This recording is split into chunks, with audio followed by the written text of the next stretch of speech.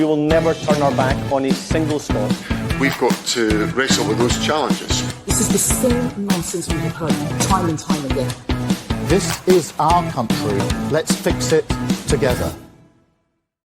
And welcome to the latest Planet Holyrood. I'm Paul Hutcheon, political editor of the Daily Record.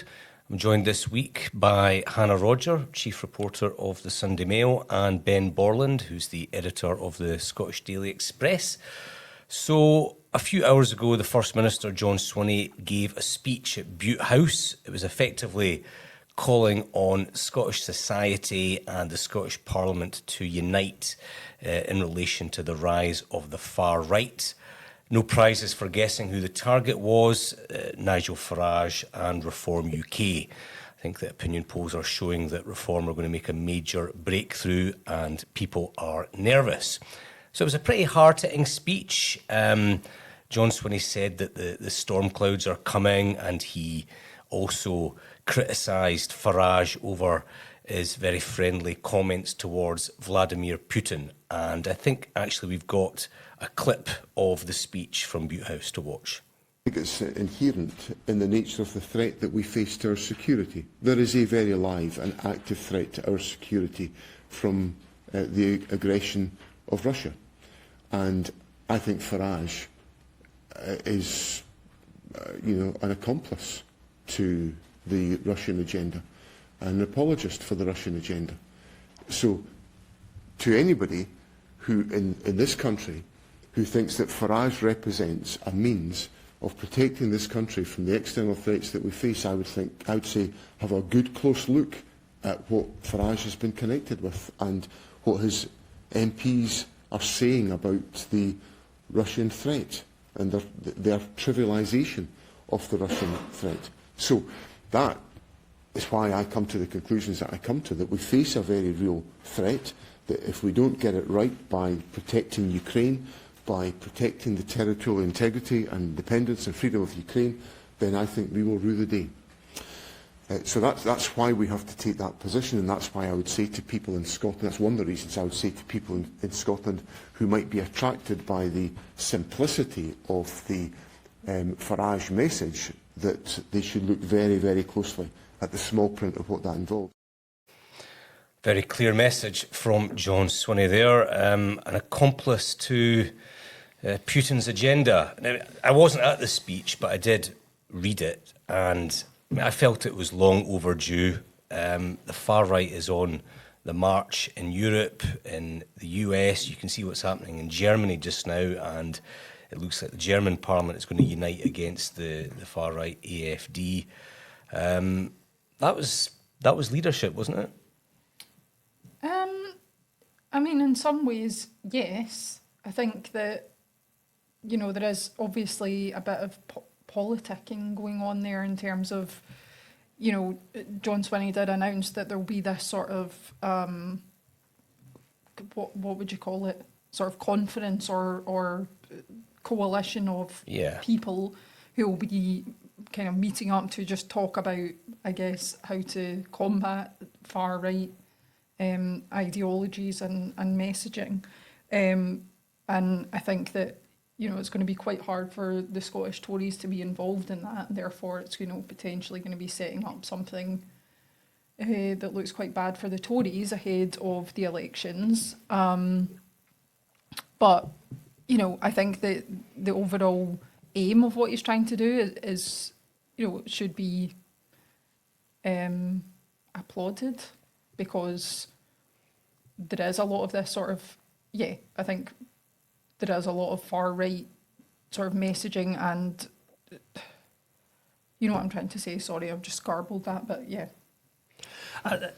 I think that John Swinney is doing the same as a lot of people do, in that he's not really got his definition of the far right correct, I don't think.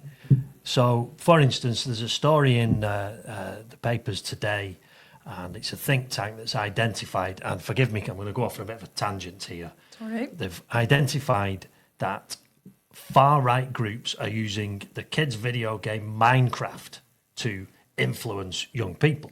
And these far-right groups are neo-Nazis. They're using kind of swastikas and far-right imagery. These are genuine far-right groups, hate groups, who absolutely should be tackled.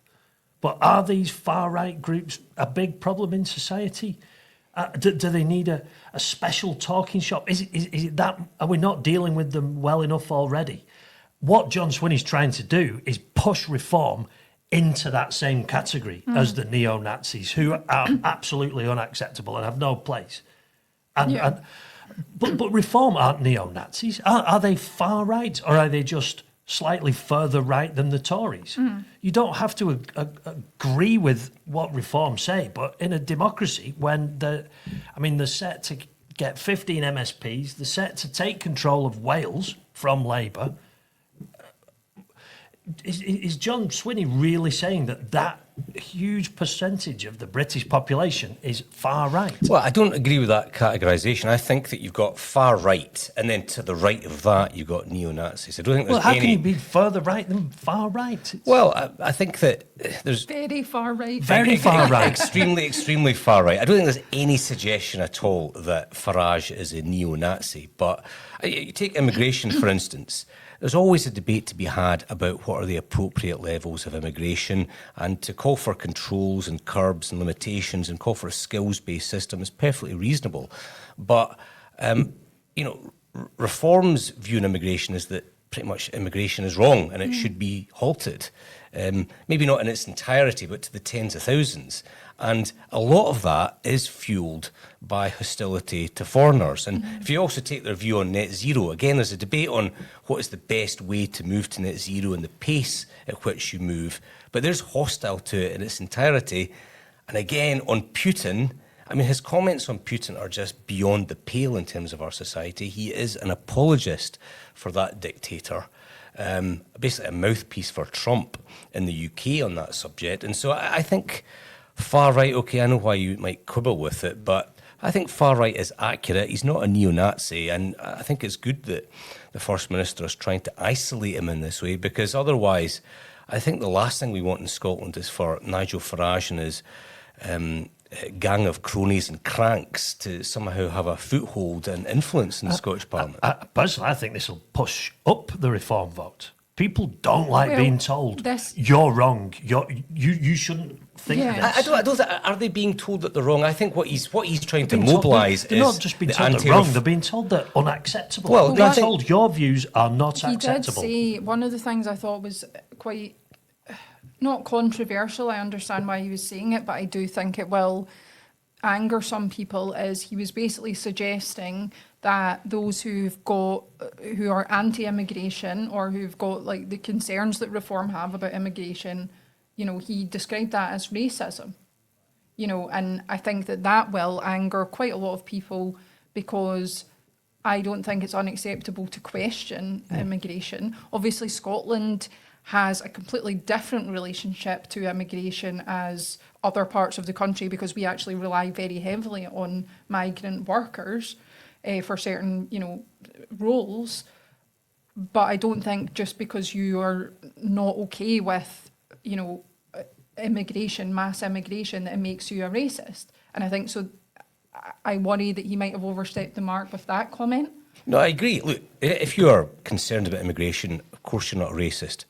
Equally, reform does attract a lot of racists. I'm not saying that everyone involved, of course I'm not. But I think what John Swinney's pointing out is that there is a natural anti-reform majority in Scotland, in the Scottish Parliament, and parties that have traditionally opposed one another, particularly in the Constitution, can actually come together and oppose the reform agenda. I think that's a perfectly reasonable thing to do. And I'd probably put the Tories into that bracket as well. I think that many Tory MSPs would prefer to work with the Lib Dems, John Swinney, Labour, than Farage up here. Yeah, but I think as well, like what you were saying, Ben, about potentially even boosting reform and giving them a larger platform, it's that classic thing. And reform does tend to attract people who are maybe more conspiracy-minded, who are more, looking for sort of how they're being persecuted by the state and all this nonsense. So if you've got the state, the main political parties and mainstream media all saying, we don't like you, you're bad, it's going to sort of deepen the already, entrenched reform supporters, but I also think it could actually draw more people I think so. to reform, just as a sort of,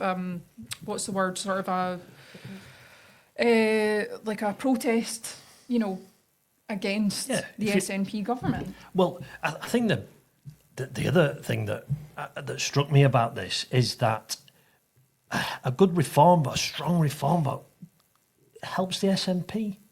It takes voters from Tories. It takes votes from the Labour Party. Mm-hmm. Is John Swinney's path to re-election via strong? This is why he wants reform in the news. He wants everyone talking about this party that doesn't really have much of a presence in Scotland. Both can be true, though. He can be doing it for cynical political reasons because it helps his own party while also being completely opposed to their agenda. But if he's opposed to their agenda, there's an election next year. Just put your case and let Reform put their case and see what the people decide. Hold on a second. If you go back to the 2015 election, Cameron pretty much centred it all around the SNP. It's like, let's mobilise against the SNP. Let's stop them having this foothold in the Westminster Parliament. I don't remember folk on the right complaining about that. They lapped it up. I don't think it was a joint party. It wasn't a coalition of parties all against this one. And it wasn't as formal as what.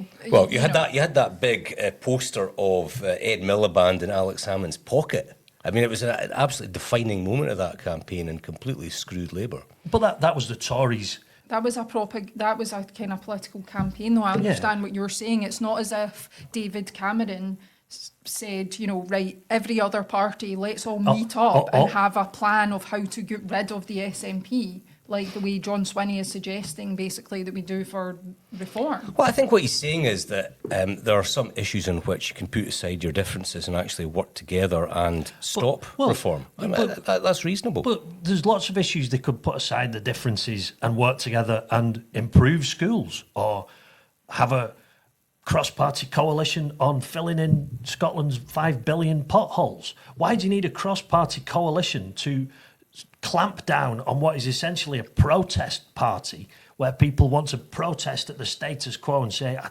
don't like any of you, so I'm going to vote Reform instead?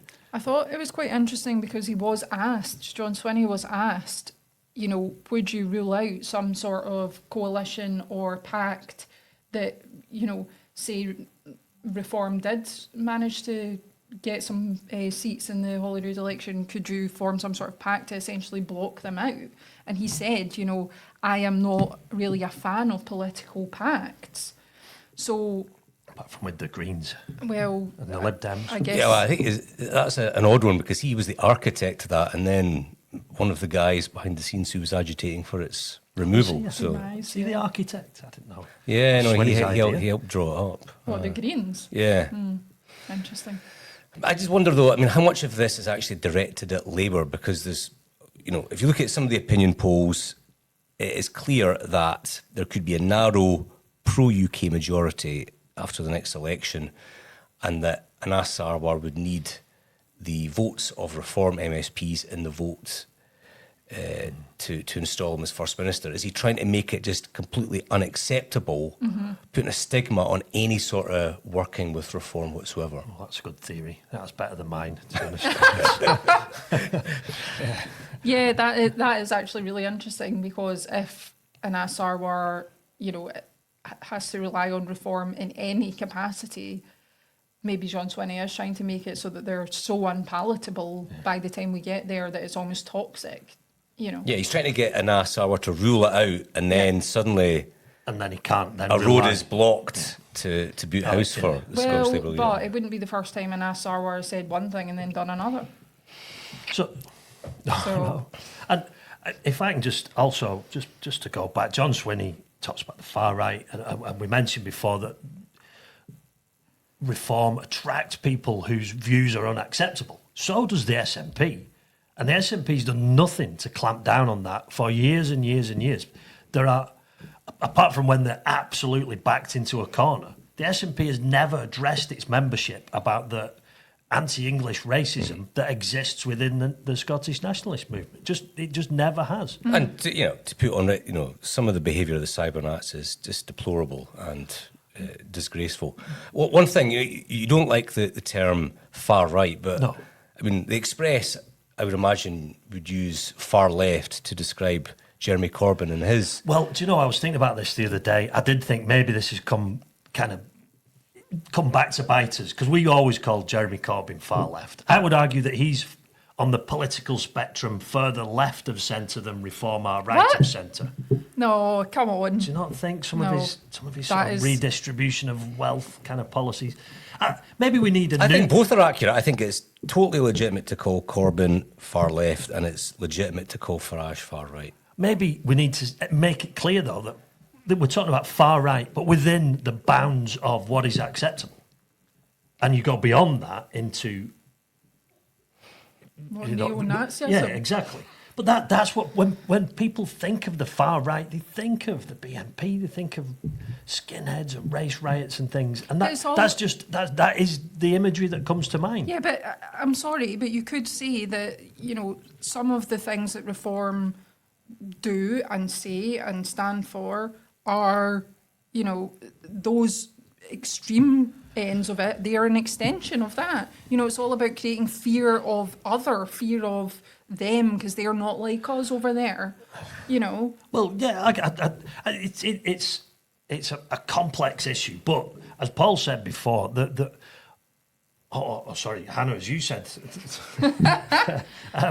it's not illegitimate to be concerned about immigration. I mean, it's the figures we see where it's not illegitimate to be concerned a city about the size immigration. of Birmingham is recreated every year in the UK. Yeah, but you can be concerned about immigration as an issue, but it's when you start saying, I am concerned about immigration because I don't like those immigrants. Well, that's not I'll what take Reform say. immigrants. Well, Reform say that. I mean, they want a points-based system, an Australian-style points-based system. yeah, but it'd be interesting to see where they would find, which countries they would find it acceptable to have immigrants from. So, Yeah, I don't know.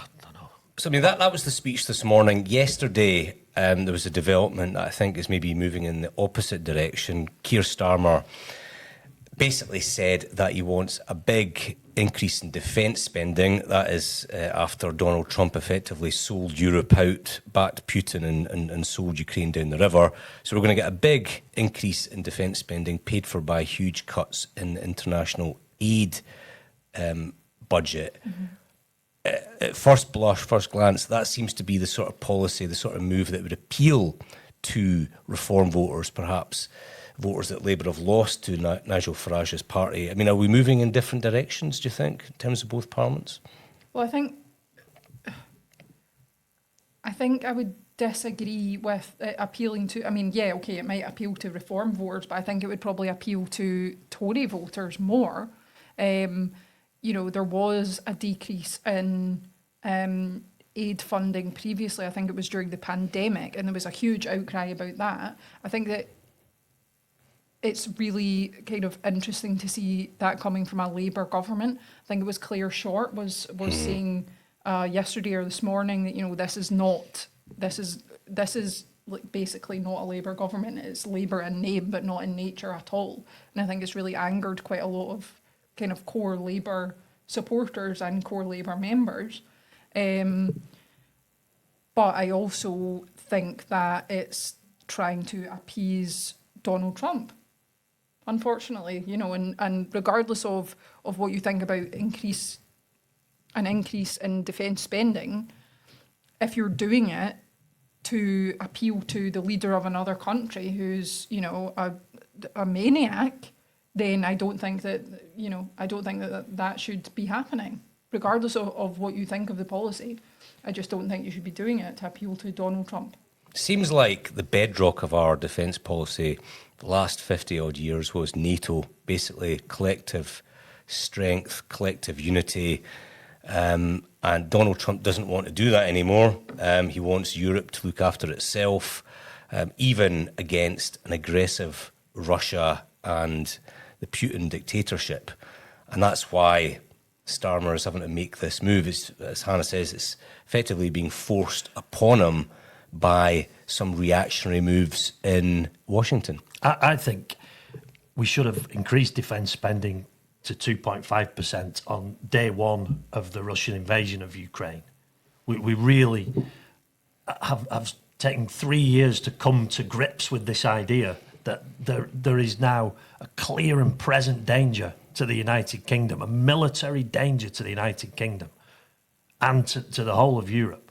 And we've almost kind of forgotten about Ukraine. We should have increased defence spending on day one. We should not have allowed the country to become so unguarded that effectively we were in this state at the moment But where... it wasn't unguarded when you've got NATO, but when Donald Trump is basically implying... But why should the Americans protect Europe? In a general question, why should the Americans Because they are protect in Europe? NATO, and most of the NATO members are in Europe. But most of the NATO members aren't pulling their weight.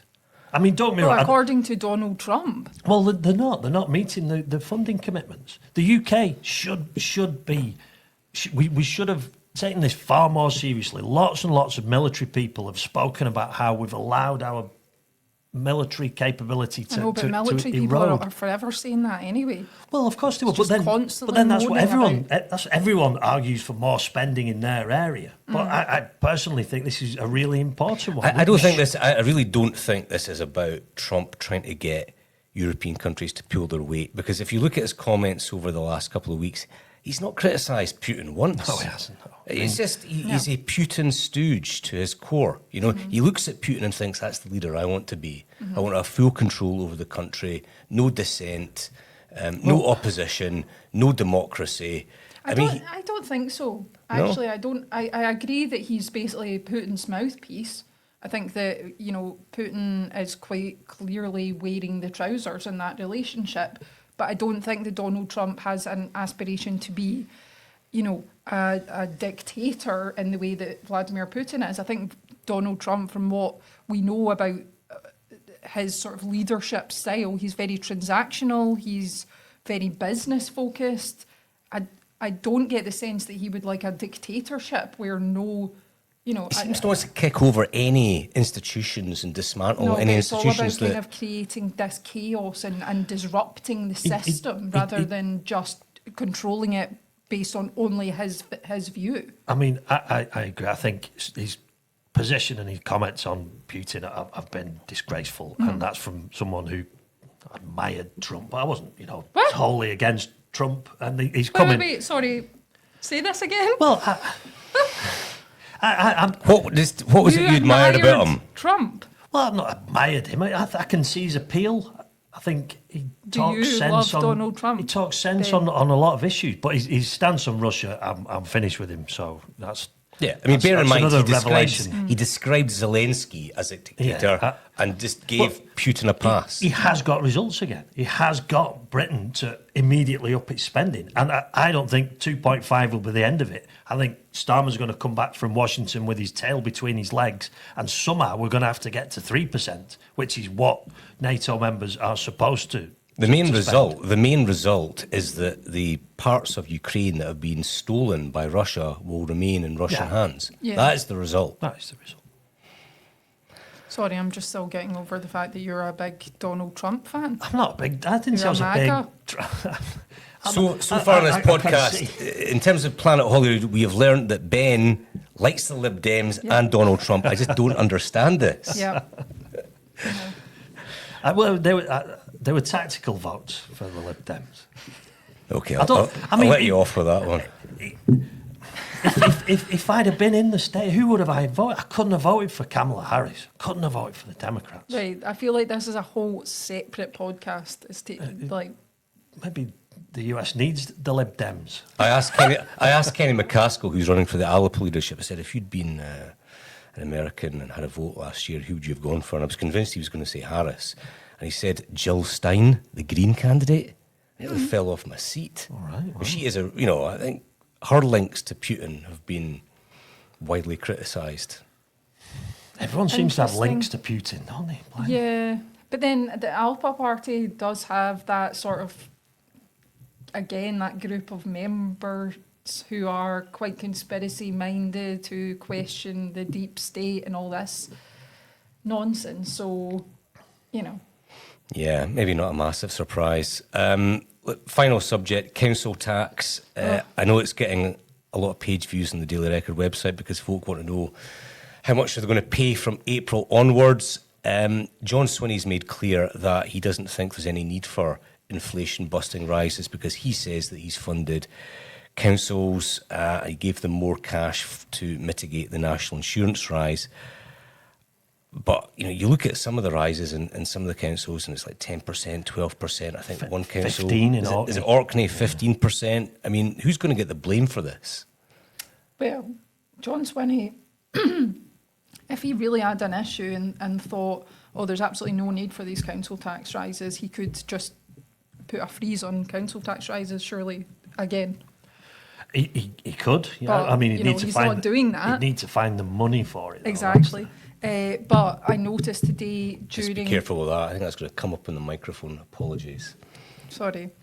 I noticed today during the speech that John Swinney had carefully planted a little nugget, which was that he said 3 to 4% of all councils' council tax rises are a direct result of the UK government's national insurance employer contributions, which, you know, that was announced by Rachel Reeves in the budget, that employers were going to have to basically pay more for their national insurance contributions, which has caused huge problems for, you know, businesses who are now facing like huge wage bills, etc. So I thought it was quite interesting that John Swinney's already planting that seed that it's, you know, potentially a third or half of these rises is actually as a result of Westminster. But every time we talk about council tax rises and there's the potential for rises to come in, there's always these huge numbers floating around. So it's not as if, because of Westminster, like it's not as if councils would be saying, all right, well, we're only going to do it 5% rise, but oh, we better just bump up to 10% now because Westminster's brought in this national insurance thing. I heard a different theories. I've heard that. I spoke to two senior figures in councils who also said that they thought that councils were going above what they needed to go this year because they thought that in the next budget there was going to be a council tax freeze, a pre-election freeze, and so they were trying to get extra money ahead of that inevitable decision. That makes sense, though. It does, because, I mean, is this not the first year where they've been able to raise it? For last there were hikes last year. Right, okay, so, but... No, it was a freeze last year. I think maybe the one before that. Oh, was it was. increases. Sorry, yes, it was. Yes. So, I mean, it's a dog's breakfast. Sometimes it's a freeze. Sometimes they're allowed to set But there was their a own period, rates. it was a long period of time where it was frozen, and that did obviously do damage to councils, and councils are constantly saying they're not getting enough money. And I mean, you can see maybe they're getting enough money and they're just spending it on the wrong things, but you can see the absolute state of the country's, you know, roads and high streets, all the rest of it.